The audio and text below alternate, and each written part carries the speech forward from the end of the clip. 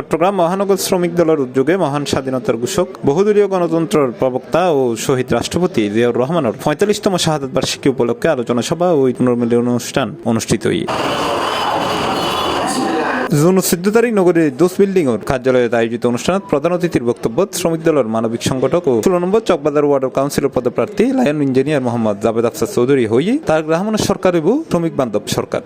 চট্টগ্রাম মহানগর শ্রমিক দল কর্তৃক আয়োজিত আজকের অনুষ্ঠান মালা শহীদ প্রেসিডেন্ট জিয়াউর রহমানের লইয়েরে তার শাহাদাত বার্ষিক উপলক্ষে আলোচনা এবং ঈদ পুনর্মিলনী অনুষ্ঠান উদযাপিত হই। আরা শ্রমিক নেতৃবৃন্দ যারা তারা আর হাতে কমিটমেন্ট করি তারা শ্রমিক ন্যায্য দাবি দাওয়া যা আছে তা যুগোপযোগী আজ সরকারের মেয়াদ ১০০ দিন অতিক্রান্ত হই তারা সঠিকভাবে পালন করি। আর এটা আই নিজে একত্রতা প্রকাশ করি শ্রমিক দলের নেতৃবৃন্দ আর হয়েছে কি আই আগামী কাউন্সিল নির্বাচনে ১৬ নম্বর চকবাজার ওয়ার্ড একজন প্রার্থী আর খতব দেয় আর এলাকার মুরব্বী করলে হতা হই এবং বন্ধু বান্ধব হলে হতা হই ওলিশরলে হতা হই এবং শিক্ষা বান্ধব এরিয়া হিসাবে এবং চট্টগ্রাম মেডিকেল কলেজ এলাকা অবস্থিত হিসাবে আর যদি জনগণ এবং অত্র এলাকার বাসিন্দারা যদি ভোট দিয়ে জয়লাভ করিতে পারি তলি আনলাই ইয়ান এলাকার জনগণের খাম করি পারলে সুবিধা হইব। বাংলাদেশ জাতীয়তাবাদী শ্রমিক দল চট্টগ্রাম মহানগর শাখার ব্যবস্থাপনায় অনুষ্ঠিত এই অনুষ্ঠানে সভাপতিত্ব করছে চট্টগ্রাম মহানগর বিভাগীয় শ্রমিক দলের সহসভাপতি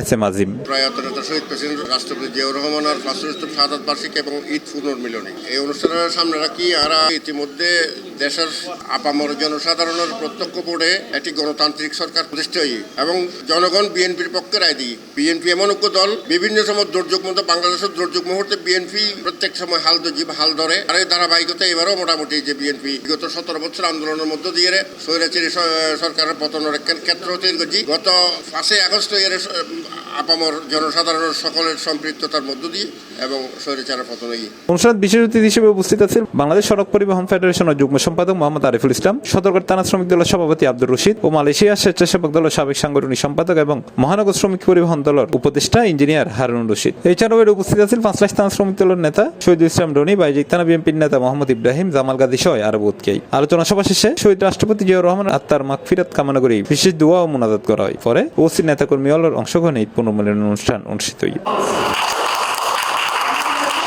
সি প্লাস টিভি, চট্টগ্রাম।